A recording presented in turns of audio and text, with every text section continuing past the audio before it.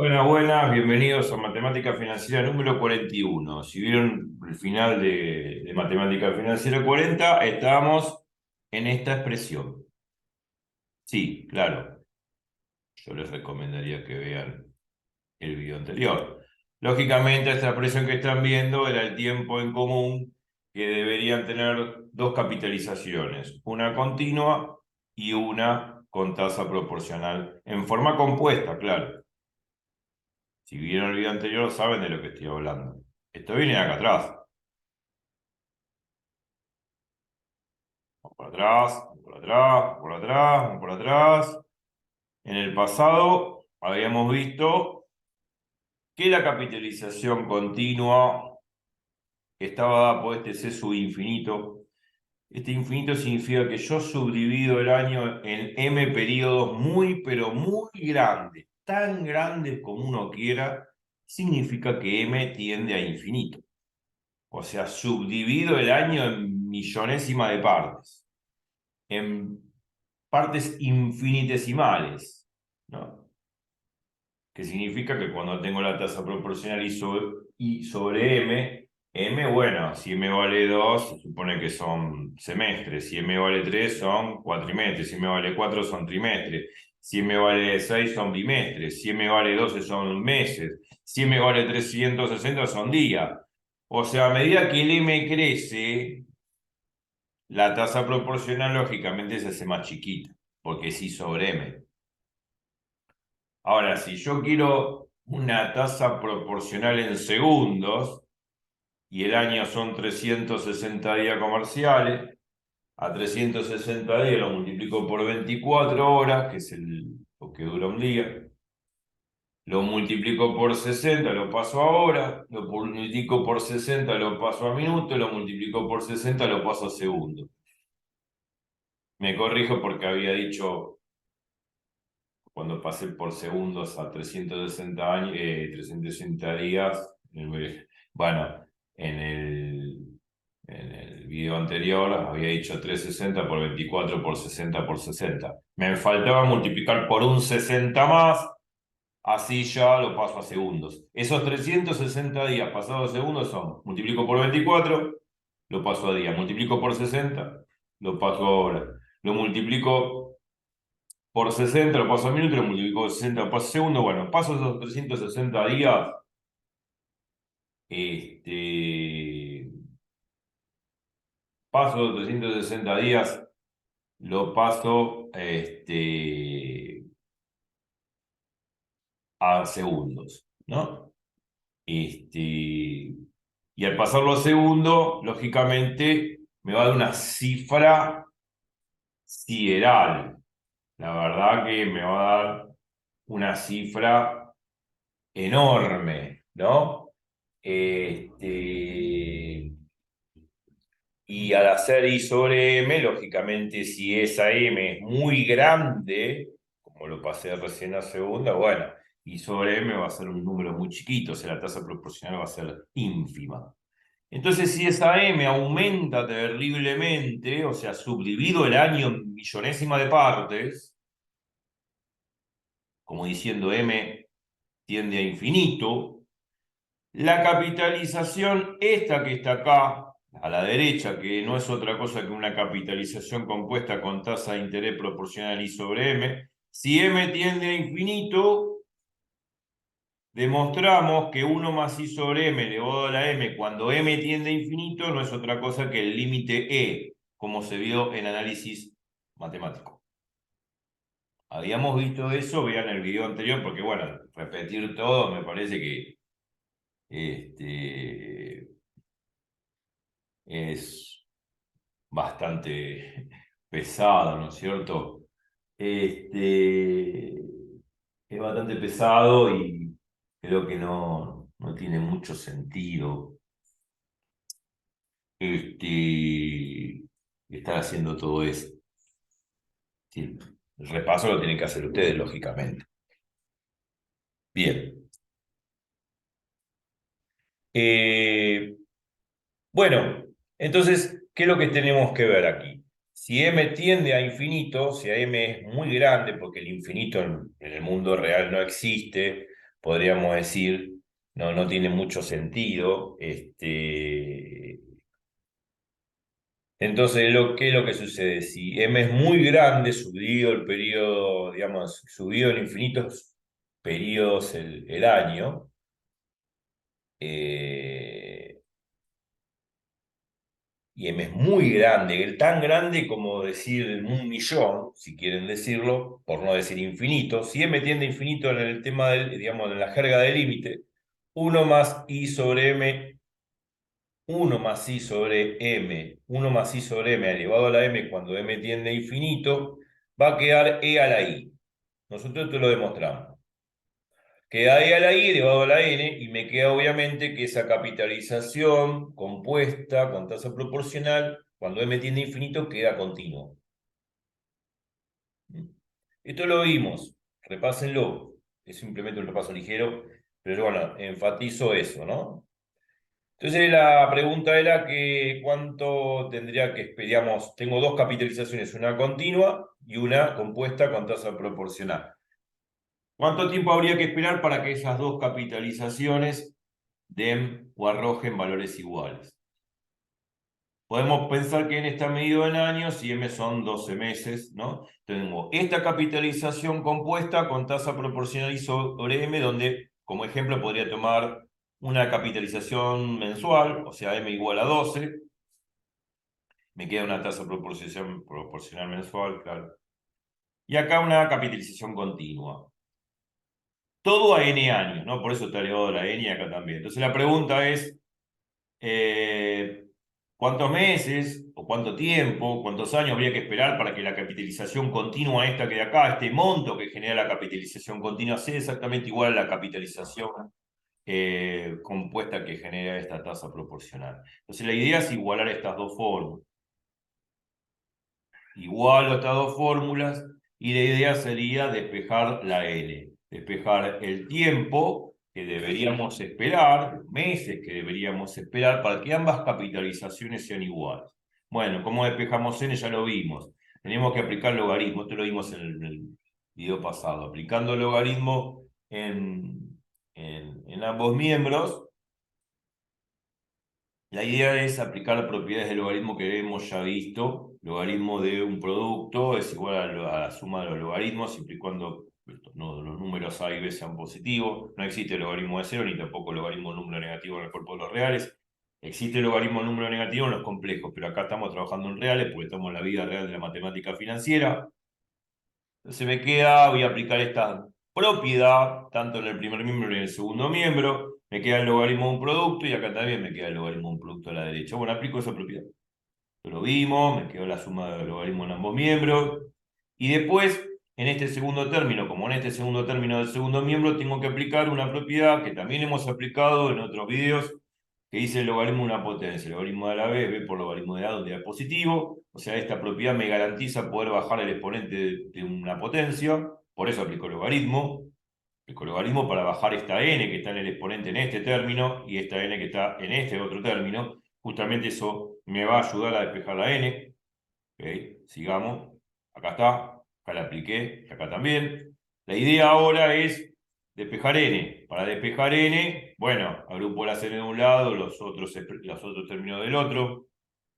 Hay que acordarse que el logaritmo de vale 1. Porque es logaritmo en base e, ¿no? E elevado a la 1 es e. Bueno, una vez que despejo, agrupo los términos que tienen en el segundo y todo lo demás en el primero. Me queda el logaritmo de c sub 1, el logaritmo de c sub 2, igual a todo esto, saco n factor común, que es la propiedad distributiva al revés, y al sacar n factor común paso a este corchete que está multiplicando, dividiendo, ok. Y me quedó esto.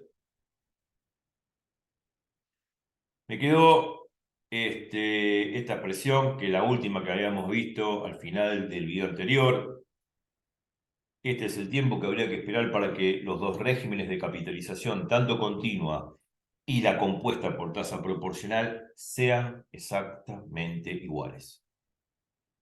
O sea, dicho en pocos términos, es el tiempo que había que esperar, que puede pasar, bueno, en todo caso va a ser en años, el tiempo en años que habría que esperar para que los dos regímenes de capitalización continua y compuesta con tasa proporcional sean de montos iguales, de montos iguales. De montos iguales, voy retrocediendo, es esto, que el monto que produce la capitalización continua, el monto que produce la capitalización continua es igual al monto que produce la capitalización compuesta a tasa proporcional I sobre M. Cuando igualo estas dos cosas, es esto.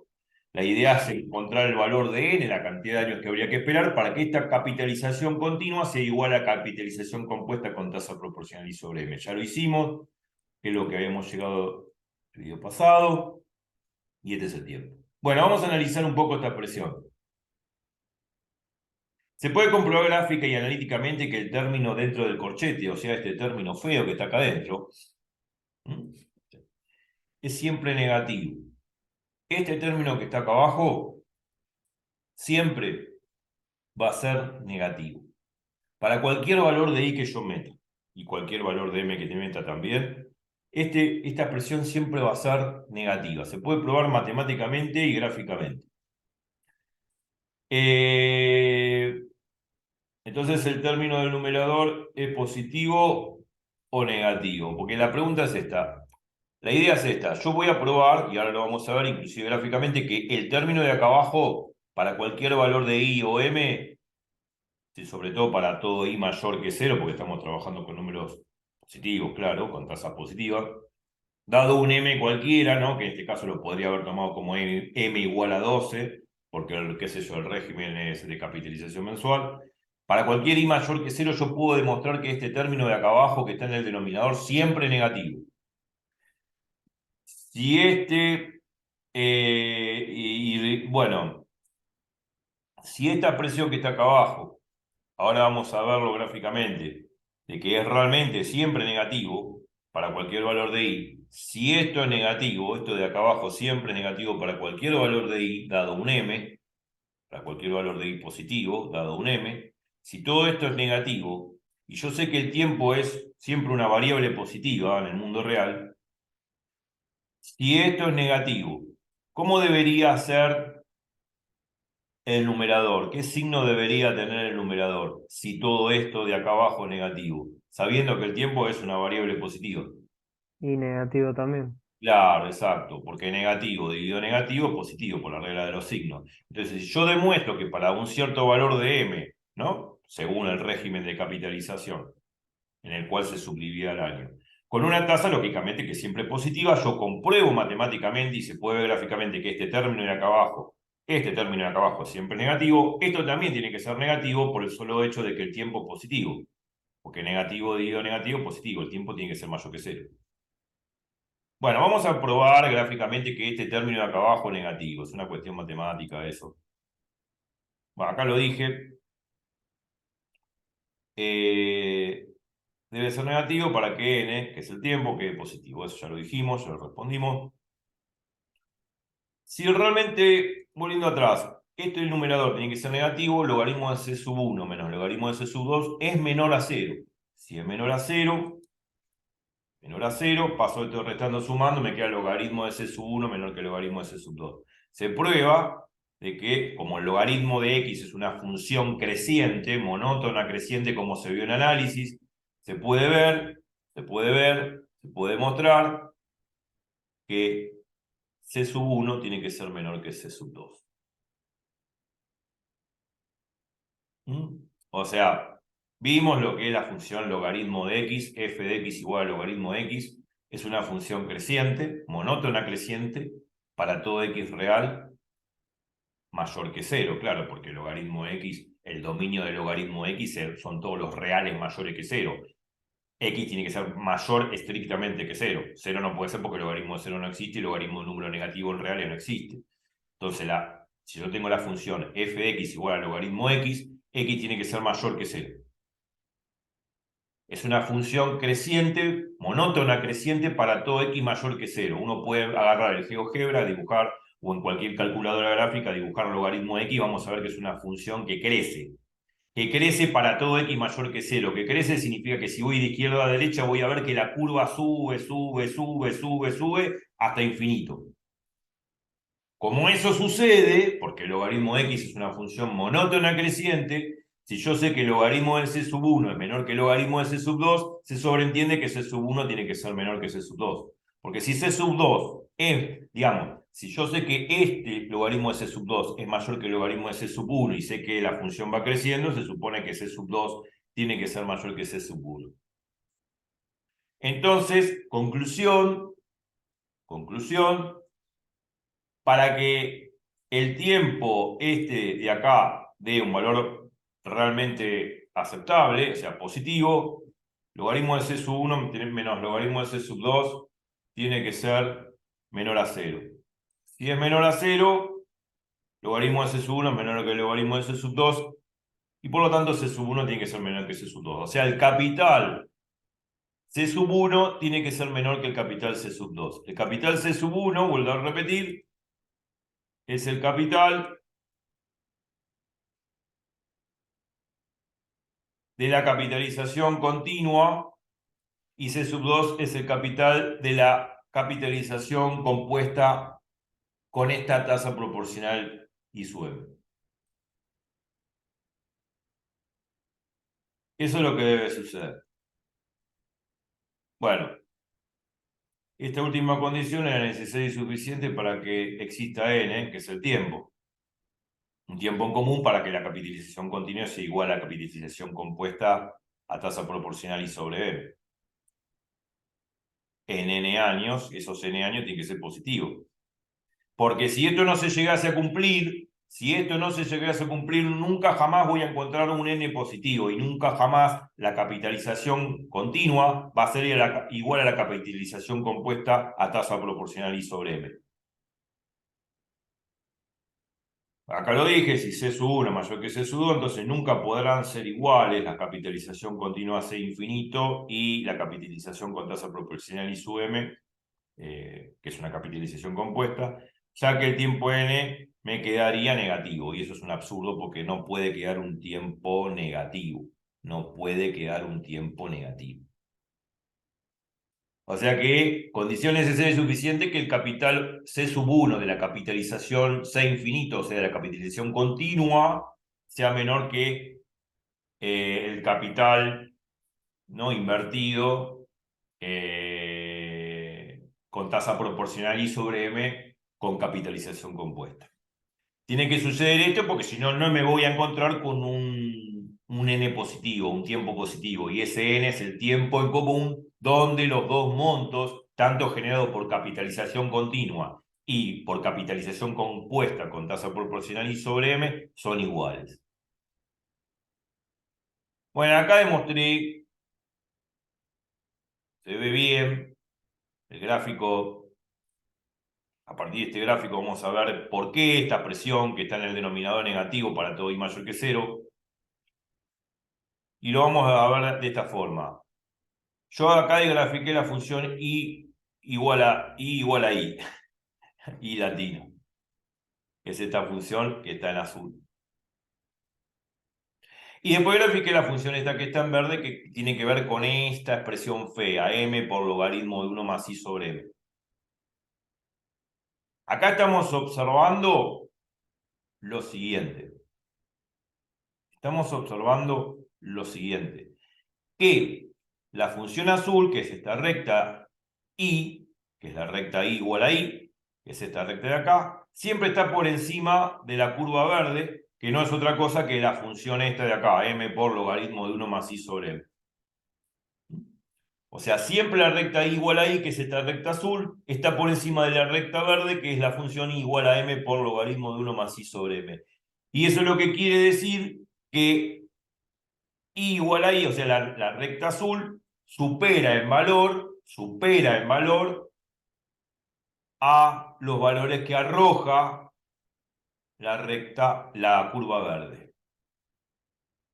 En todo momento va a suceder eso. O sea, desde I igual a 0 en adelante, porque este es el eje I, ¿no? Del interés, ¿no? Sobre el eje Y del interés yo pongo de I mayor que 0. Esta parte de I menor que 0 no tiene sentido porque no existe tasa I negativa. O sea que esto tendríamos que tirarlo a la basura, toda esta parte del gráfico. Solamente me queda con la parte del gráfico correspondiente al primer cuadrante. Entonces tengo, por un lado, la función I igual a I, que es esta recta azul. Por otro lado, la función I igual a M por logaritmo de 1 más I sobre M, que es esta curva verde.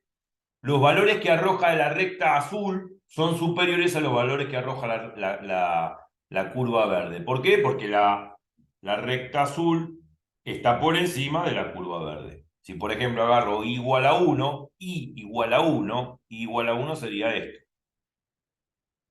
Este es el valor que da la curva verde y en I igual a 1, este es el valor que da la recta azul. Se supone que el valor que da la recta azul está por encima del valor que da la curva verde. Por lo tanto, como eso sucede para todos los puntos, ¿no? Para todos los valores del eje Y, o sea, para todos los valores de Y que están sobre este eje X, el eje de abscisa, para todos los valores de Y que están sobre este eje de abscisa, observamos que los valores que arroja la curva azul sobre el eje de ordenadas superan a los valores que da la curva verde sobre el eje de ordenadas. ¿Se entiende lo que quiero decir?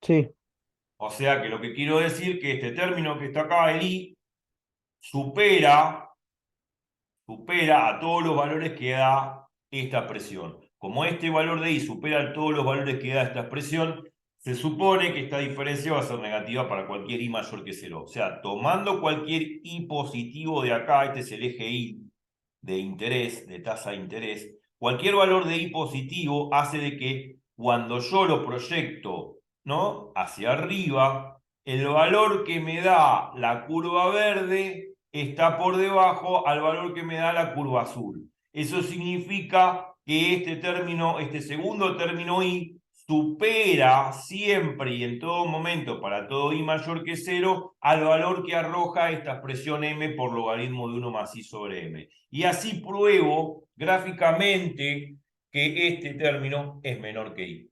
Y esta diferencia es negativa. Así probé que son negativo y bueno, vuelta atrás. Si esto es negativo, esto también tiene que ser negativo para que negativo de negativo, negativo dividido negativo me dé algo positivo que es el tiempo. Como esto es negativo, se sobreentiende de que hemos dicho que como eso es negativo, logaritmo de C sub 1 menor que logaritmo de C sub 2, y como logaritmo de X es una función monótona creciente, se supone que C sub 1 es menor que C sub 2. Si esto no sucede, mala suerte. No voy a poder igualar la capitalización continua con la compuesta a tasa proporcional I sobre M. No va a existir un tiempo en común para que ambas capitalizaciones sean iguales. Por eso esto se tiene que cumplir a rajatabla, porque si llega a ser C1 mayor que C sub 2, nunca van a ser iguales. Bueno, ahora veamos gráficamente por qué C1 es menor que C sub 2. Hay un tiempo en común para que C infinito sea igual a la capitalización compuesta con tasa proporcional I sobre M en n años. Bueno,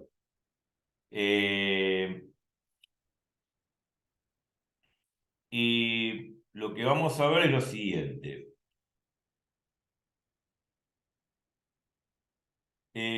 Ahora vemos gráficamente por qué C1 es menor que C sub 2. Hay un tiempo en común para que estas dos capitalizaciones sean iguales y cuando C1 es mayor que C sub 2 no la hay. Bueno, en todo caso, acá vemos que C1 es menor que C sub 2. C1 y C sub 2 son las capitales de inversión inicial. Son los capitales que uno obviamente invierte con capitalización continua en el caso de C1, con capitalización continua en el caso de C sub 1 y con capitalización compuesta con tasa proporcional I sobre M, que es C sub 2. Acá vemos que C1 es menor que C sub 2. Por lo tanto, cuando yo hago las curvas, o sea, hago los dos gráficos, lo que estoy observando que hay un punto en común como indica el puntero láser. Acá donde se encuentran obviamente ambas capitalizaciones significa que arrojan el mismo monto. O sea que habría que esperar este n tiempo, que dice acá, para que ambas capitalizaciones o ambos montos sean exactamente iguales. Obviamente que después se separan, ¿no? Porque a medida que pasa el tiempo, nosotros dijimos que a medida que pasa mucho tiempo, a medida que pasan los años, por ejemplo, la capitalización continua le gana a rajatablas a la capitalización proporcional con tasa I sobre M. Y eso lo vimos en el video pasado, que la capitalización continua le gana a rajatablas a la capitalización compuesta de una tasa proporcional I sobre M a lo largo del tiempo. Pero acá en este punto se encuentran y arrojan el mismo monto. Eso siempre y cuando el capital inicial invertido por la capitalización continua, que es S1, sea menor que la capitalización, que el capital invertido en el régimen de capitalización compuesta con tasa proporcional I sobre M. Si esto se cumple, entonces va a haber un punto en común. Y va a haber un tiempo en común donde los montos son iguales.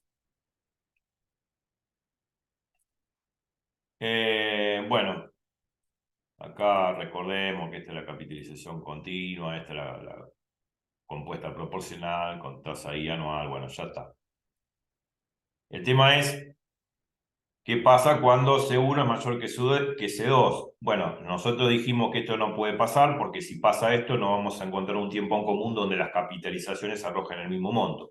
Y eso sucede, como vemos gráficamente. Acá tenemos C1 o C sub 1, que sería este punto, que corresponde a la capitalización continua, y este C sub 2, que corresponde al capital de la capitalización compuesta con tasa proporcional I sobre M. Acá vemos que ambos gráficos, este se va para arriba y este también, nunca se van a encontrar. Claro, uno va a decir, che, se encuentran acá, pero acá no tiene sentido esta parte del gráfico, porque acá no tiene sentido, porque ya dijimos que tasa I negativa no existe en matemática financiera. Así que esta parte del gráfico habría que borrarla. El segundo cuadrante no cuenta. Toda la vida real, toda la matemática financiera que ustedes quieren está en el primer cuadrante. O sea que esta parte gráfica habría que arrojarla a la basura, borrarla. O sea que este punto en común no tiene sentido porque estaría dando una tasa negativa. Todo empieza a contar desde I mayor que 0, o sea, de 0 en adelante. Acuérdense que el eje X este es la tasa I. Y esto vale para I mayor que 0. Para I mayor que 0, tengo este gráfico, que es la capitalización compuesta a tasa proporcional I sobre M, y este gráfico celeste, o fucsia, no sé qué es, sí, creo que es celeste, turquesa, o cian. Esto corresponde al régimen de capitalización continua. Este es el capital invertido en capitalización continua C1, este es el capital invertido en capitalización compuesta a tasa I sobre M, C sub 2. Se supone que este gráfico va para arriba y este también, pero nunca se encuentran acá. Por lo tanto, no hay un tiempo en común donde los montos den valores iguales. Bueno, una pregunta interesante sería, todas las preguntas son interesantes, pero bueno. Acá a ver qué es lo que dice. ¿Cuál sería la tasa efectiva anual correspondiente en M periodos dentro del año cuando M es suficientemente grande? O sea, vuelto a repetir, bueno, es interesante en el sentido del punto de vista financiero. ¿Cuál sería la tasa efectiva anual correspondiente a M periodos dentro del año cuando M es suficientemente grande? Bueno, ¿cuál era la tasa efectiva? Habíamos visto ya en viejos videos que la tasa efectiva es esta fórmula de acá. I sub E es igual a 1 más I sobre M elevado a la M menos 1, donde I es la tasa nominal anual, TNA, que es esta I que está acá, y M es la cantidad de periodos en la cual se subdivide el año, por eso I sobre M es la tasa proporcional. Bueno, esta es la fórmula. ¿Qué pasa cuando M tiende a infinito?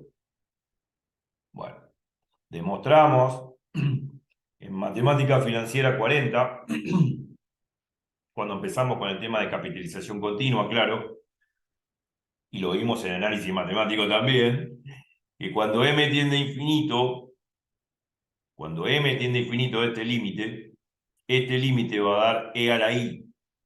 Este límite de acá da E a la I. Cuando M es muy grande, tiende a infinito, este límite da E a la I, como se vio en análisis y como lo vimos en el video pasado de Matemática Financiera 40. Eso lo hablé eso lo demostré cuando estuvimos hablando de capitalización continua. Demostré este límite. que este límite vale E a la I. Bueno, entonces la tasa efectiva a periodos infinitos que subdividen el año no es otra cosa que E a la I menos 1. Listo, y ahí quedó. Esta es la fórmula.